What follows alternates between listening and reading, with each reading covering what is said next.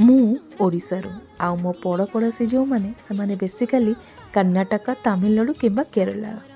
ଆମ ଭାଷା ଅଲଗା, ପରମ୍ପରା ଅଲଗା ଓ ଆମର ପର୍ବପର୍ବାଣି ବି ଅଲଗା। ପଡ଼ୋଶୀ ହେଲେ ମଧ୍ୟ ପରସ୍ପର ଭିତରେ ମିଳାମିଶାଟି ବହୁତ କ୍ୱଚିତ ହୋଇଥାଏ। ଓଡ଼ିଶାର ଯେବେ ବି କିଛି ପର୍ବପର୍ବାଣି ପଡ଼େ ଆମ ଘରେ ଯାହା ବି ସ୍ପେଶାଲିଟି ହୁଏ ମୁଁ ତାଙ୍କ ସାଙ୍ଗରେ ସେୟାର କରିଥାଏ। ସେଇ ସେୟାରିଂ ଆଜି ଏତେ ଭଲ ପାଇବା ଆଣିଦେବ, ଏତେ ବଣ୍ଡିଙ୍ଗ ଷ୍ଟ୍ରଙ୍ଗ କରିଦେବ ମୁଁ କେବେ ଭାବିନଥିଲି। ଦେଖୁନାହାନ୍ତି ଆଜି ପ୍ରଥମ ଥର ତାଙ୍କର ଗୋଟେ ମେନ୍ ଫେଷ୍ଟିଭାଲ୍ ଓଣମ୍ରେ ସେମାନେ ଆଣିକି ମୋତେ ଦେଇଛନ୍ତି ତାଙ୍କ ଟ୍ରାଡ଼ିସନାଲ୍ ସ୍ପେଶାଲ୍ ଡିଶ୍।